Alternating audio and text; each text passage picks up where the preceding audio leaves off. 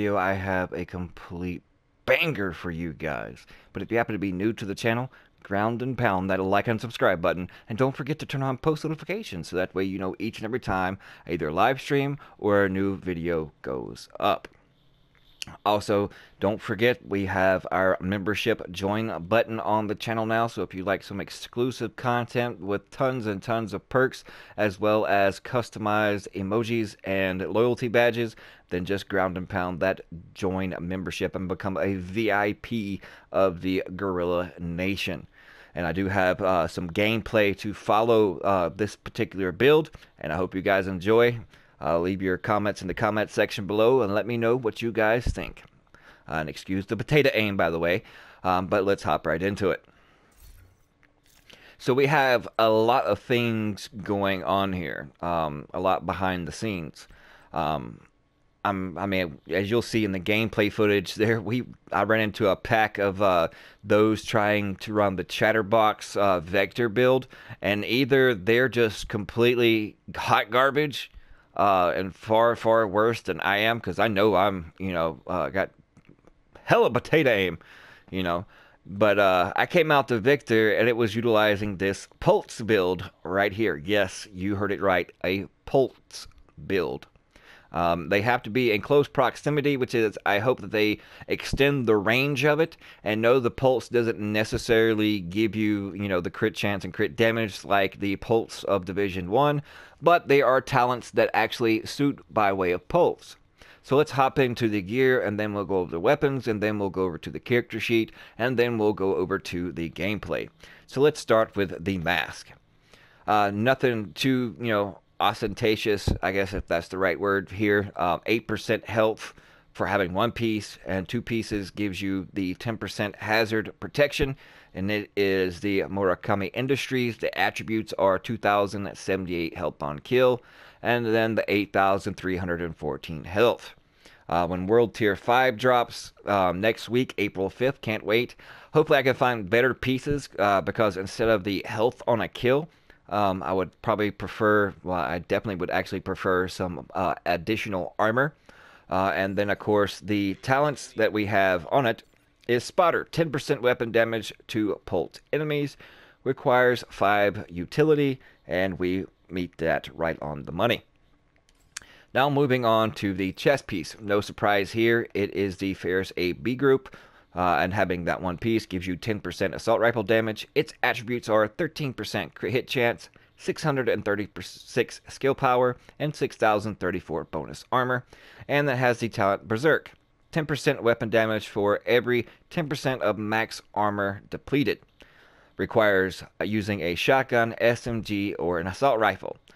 The additional talent for all things more or less on the PvE side of it is the hard-hitting talent for 15% damage to elites. We have one mod slot by way of defensive protocol with additional 1,916 health, 7% skill health, and 2.5% extra incoming healing. Now moving on to the holster, it is a wipe and wear. One piece gives you 7% crit hit damage. The attributes of this is 733 skill power, 10% cooldown reduction, and we have a utility mod slot with additional 217 skill power, 1% increased confused duration, because I think that works on me because I'm more confused now than ever, and then another 3% increased shock duration, and because of this build I stay shocked and confused completely. Not just kidding. Alright, moving on to the backpack. It is a R&K. With one piece gives you 10% hazard protection. The attributes are 7% crit hit damage, 1,302 skill power, and 2.5% crit chance. Now, as better values come available, and as we wait for Tier 5, once Tier 5 hits, then I'll be more reluctant to start recalibrating things. And this build will be more optimized as I get better pieces, and with also better and stronger attributes on said pieces. But its talent is Safeguard. Killing a target grants a 150% bonus to repairing and healing effects for 20 seconds. Requires 5 or less offensive, and I have 5 on the money. And I'm not going to butcher that word, but gives you 20% skill duration. And then in the defensive mod slots, we have 3,753 bonus armor and 6% health regen. Now moving on to the gloves. It is the Murakami Industries. Once again, the attributes are 5,551 health and 5% assault rifle damage. Its talent is Clutch. Crit hits restore 15% health and repair 2% armor. Requires using an AR, SMG, or LMG. And then, of course, the final piece of the build, it is a Sokolov knee pads that gives you 10% SMG damage. Its attributes are 1.5% crit hit chance and 3,048 bonus armor. But the main reason for this piece is, of course, patience. I love patience. After being in cover for 3 seconds, armor repairs by 5% every second. So when you have all these things working in tandem with one another and you have complete synergy, as you'll see in the gameplay, I eat nade after nade after nade and completely lay waste to El Chupacabra and Zero. Shout out to them for helping me test it. I'm not sure whether they came at me with full force or they were just that timid. But yeah, you'll see it. But thanks to them for letting me try it out and to test it out on them. And then, of course, the party was ruined by other agents showing up. And then it just turned into a real slugfest. And you'll actually see the footage at the end of the video. But let's move on to the actual weapons themselves. Now we have my go-to, my baby, the custom P416G3. It's only a 447, and I've come across multiple 450s, but none actually have a higher base damage than this. This one actually has 500 to 600 more base damage than any 450 that I've come across. And of course, the talent is close and personal. Killing a target within 7 meters grants 50% weapon damage for 5 seconds. Someone commented on another video saying that this talent is useless because it requires a critical strike. No, my critical strike range is 10 to 45 yards, but to proc this talent, it does not proc by critical strike. So therefore, I guess that's why you didn't respond after, more or less I told you that, basically in a nice way that, you're just confused that it, to go back and read the talent, that it doesn't work that way. And it is quite useful, as you'll see in also the gameplay at the end. And we have Allegro, 10% rate of fire, and then a useless talent of Zen. But in the mods, we have Optics with Reflex Sight, 10% crit damage, minus 15% accuracy. Extended magazine, plus 30 rounds, minus 10% rate of fire. Long underbarrel, laser pointer, 10% crit chance, minus 10% stability. And then, of course, we do not have anything in the muzzle. But, for PvE situations or PvP, you could choose any one of these, whether you need damage to elites. For some odd reason, if you need extra stability, but with the P416, you can take all the negatives and stability you want to, and it's still going to shoot like a laser. That's why, I absolutely love it. And I've been saying this is the best all-around AR ever since the private beta. A lot of people have tried to debate me upon that all throughout the beta and the beginning of the game. But it's just confirmed more and more each day that passes that, the king of the ARs as far as the best all-around when it comes to magazine size, the base magazine size, the base damage, the base accuracy, and the base stability. With all of those, it even comes down to sustained and burst damage. The AK does edge out as far as probably a little bit more on the burst damage side, just due to it has a little bit more base damage in it, but it loses itself on all other categories. So this is my absolute go-to. Now the second one, my sidearm, not really sidearm, but my secondary weapon. No, it is not the Vector. There's plenty of people already using the Vector out there, so that's why I'm trying something different. So therefore, I went with the MP5A2, and no, it does not have strained on it. It has Optimist. Weapon damage is increased by 3% for every 10% ammo missing from the magazine. So why leave things to chance as far as, only having 60% chance of actually critting when using strained and berserking clutch with all those intertwined once together. I prefer just going at at the start of a magazine. It's at the base, but at the end of it, it's already at 33K with the last 4 rounds. So as you're going through the magazine of only 42, every 10% of ammo, so basically every 4 bullets you get plus 3% weapon damage. So by the time you get to the last 10, or let's say even the vector size, which is a 29 ammo capacity with the extendo in it, then I've already fired a total of 13 bullets, and out of those 13, with that at 800 RPM, yes, less RPM, but out of those 13 bullets, I've done gained 9% weapon damage. And when you're reloading, I'm still going to be shooting you and getting stronger. So while you're reloading, I'm going to completely finish you off. Yes, the vector build is really strong, but depending on whatever build is in the right hands of the Division now, you can outplay somebody no matter what build they're actually using. You just have to be a little bit smarter. But anyways, let's go over with the rest of it. We have Allegro rate of fire on it. And then, of course, we have Protected Deploy. While equipped, this weapon grants plus 10% bonus armor while deploying a skill. And this actually works in tandem with the rest of it. As far as the other talents actually on my gear. In the mods, we have the Long Barrel Reflex Sight, 10% crit damage. The 9mm magazine slot with extendo, plus 10 rounds for minus 5% crit chance. We have the short barrel laser pointer, plus 10% crit chance, minus 10% stability. And then, of course, in the Osprey 9 suppressor, 20% crit chance, minus 10% rate of fire. So now over to the character sheet. Like I said, these things can be built upon and improved. But as it is, it's still really, really fun and really, really effective. On the P416, only 27% crit chance, 49% crit hit damage. But we have good, base damage overall, and especially if you have the right, procs and talents with, Berserk and all these other things incorporated. It still is at a strong, even though it's only at 27% crit chance. I've had other builds where I'm at 55% crit chance, and it's just as equally as strong at 55% crit chance one way as it is this way that I have here. No all weapon damage bonus, at only 15% assault rifle damage bonus. And if you are actually using a different specialist other than a demolitionist, such as like the survivalist, then it is more geared to AR. So you're going to have more of a 15% to assault rifles. So you would actually have it 30% here on assault rifles. So yours would be actually a little bit stronger.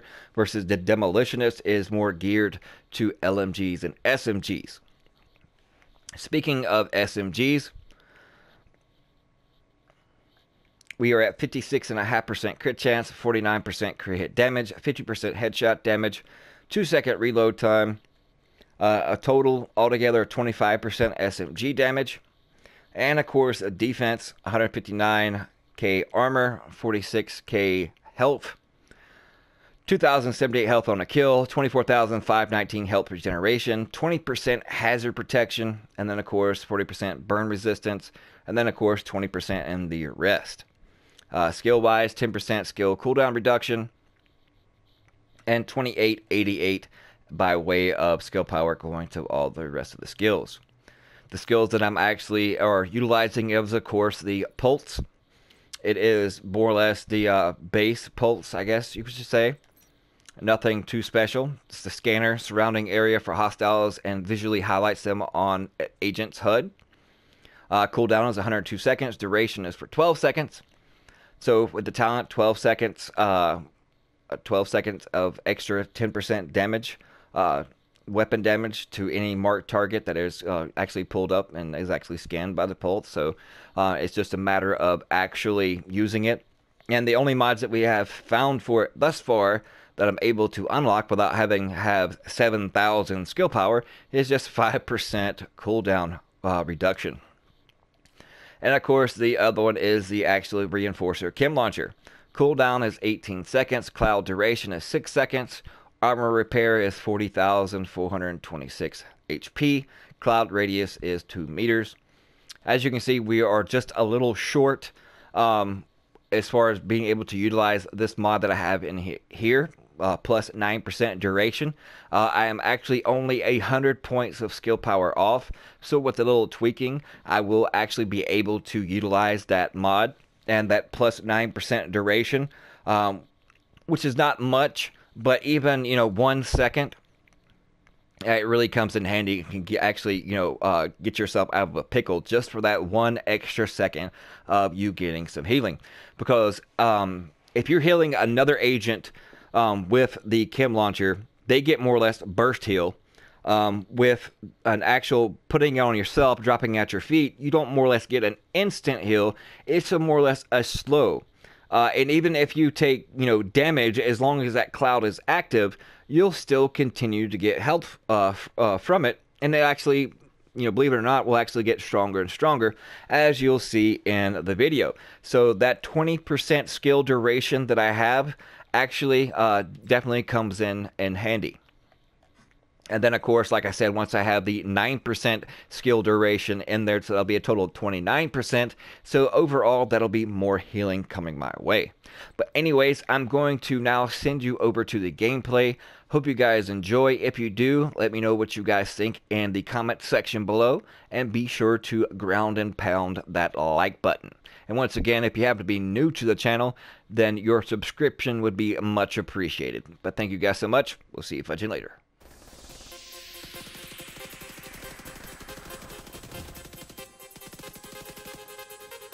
Bitch.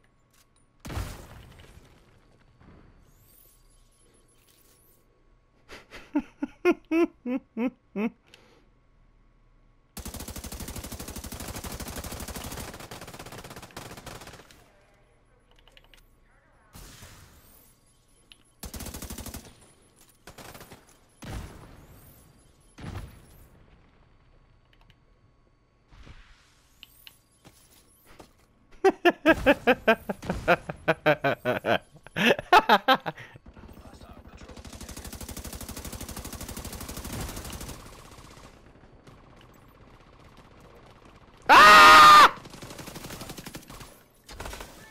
Ah! Ah! NPCs! Damn you NPCs! Shooting people because we're not.